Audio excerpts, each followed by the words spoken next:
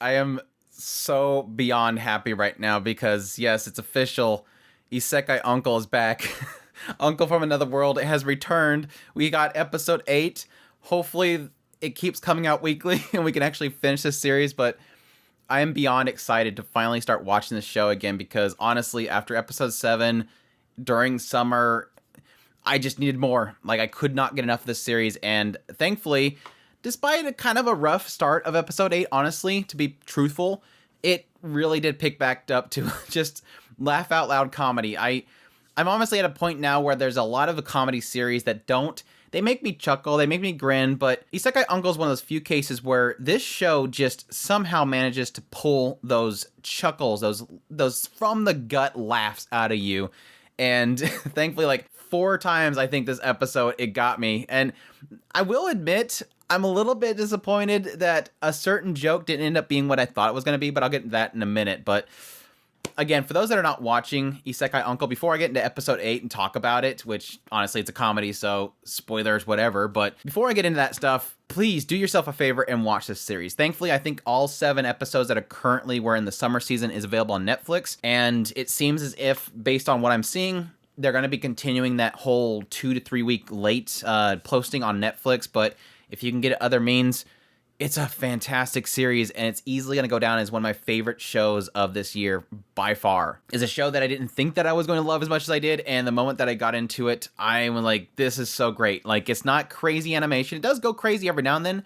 Not crazy animation, but it's got great style. They're pulling off the character designs, which I think are absolutely beautiful. Like, Elf, my gosh, she's beautiful. And Fujimiya captured my heart in episode 7. It's a great series. It's a reverse isekai that is just pulling off comedy. It's pulling off shenanigans. It's the roughness of the isekai world. That's the comedy. And additionally, a little bit of side stuff about retro gaming, because obviously the uncle's obsessed with Sega. So, which, again, gets to my point this episode, a missed opportunity. But yeah, my thoughts on episode 8. Let's jump into it. But yeah, we pick up pretty much where we left off with episode 7 with Alicia standing forward to claim that she is the hero of the kingdom. Which doesn't turn out to be that great of a title. Unfortunately, we didn't really get any kind of pickup of the remnants of what happened between Takafumi and Fujimiya, which is a little bit unfortunate. But pick up where we left off, yes, we end up finding out that the reason why this girl is the hero is because, yes, before where Uncle decided to save them from this big horde of goblins, they got credit for it, despite the fact that they had no clue what happened, because again, he erased their memories because Alicia indicated that she knew that he took down the barrier. That joke kind of kicked in multiple times this episode, this idea that every time something would happen that would make the uncle believe that they're going to call him out for what he did, he goes to erase their minds. No, we end up finding out that Alicia and his party are out to go to this labyrinth. They've been hoping to go to this labyrinth their entire lives, and sure enough, he goes with them. And the moment they get to the labyrinth, he finds a secret door that goes straight to the inn, and he brings him in there, and then he's like, here's the rod you were looking to get in this labyrinth, and they're like, yay. Like, they just literally walked in the front door of the labyrinth and immediately opened this one door, and they're at the end because it's the exit. And so he decides to wipe all their minds and let them do it themselves, but he's helping. And then even still, he was going to do it again so that they could do it themselves, like, fully. It was absolutely dorky. But it was cool because it was like this nice little heartwarming moment when he realized that he's kind of a part of their team. And he didn't want to erase it again and do it all over again. That he wanted to be a part of that memory. And again, that ends up being just some stupid act that he found in one of his games. Like, it wasn't him being cool. It's always end up being, oh, well, that was just what happened in this game, which is totally Uncle. But no, the nugget in this episode, the part that just, I could not stop laughing was the teacher.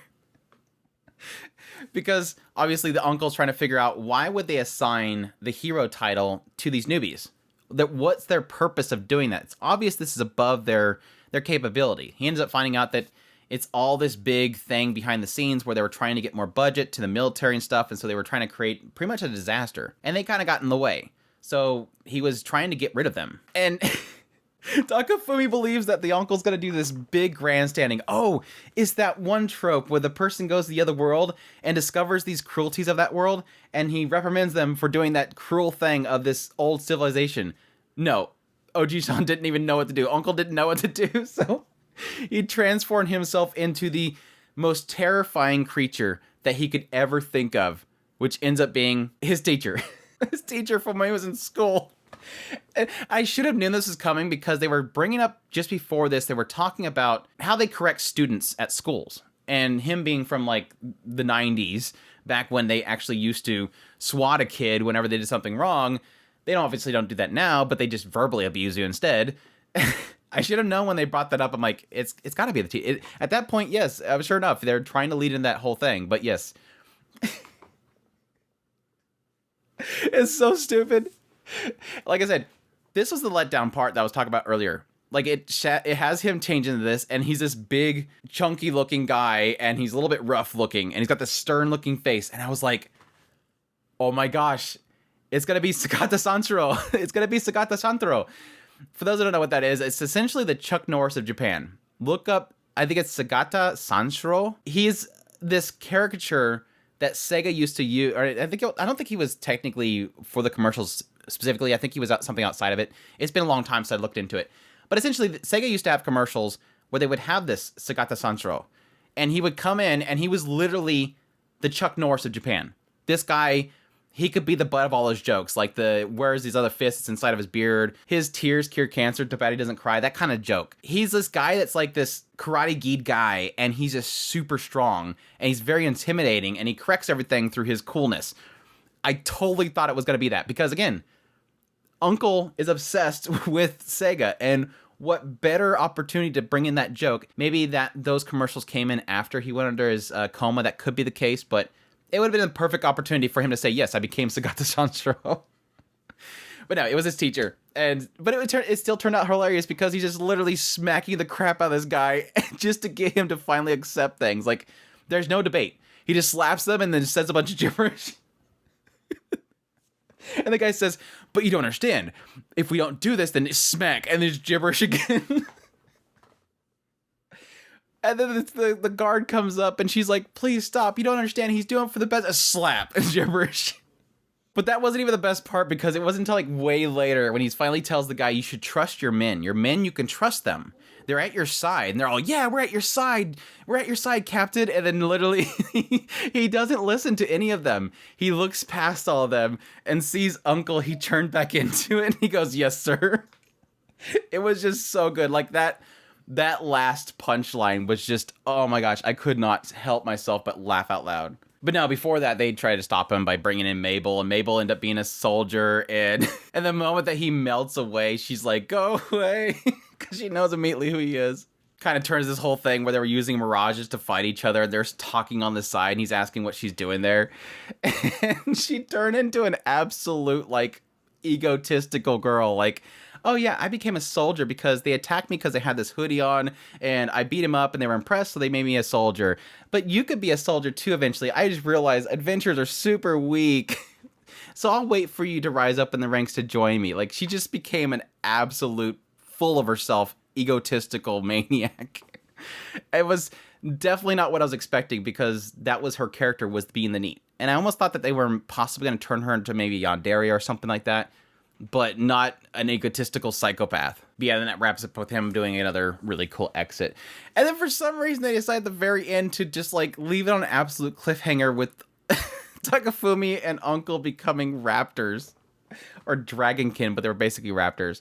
Like, out of random nowhere, talking about something about when you shorten spells, like Takafumi did, it upsets the spirits and they'll change you into something, and it just ends with two raptors roaring in the middle of the room while poor Fujimiya is standing there like, what the hell's happening?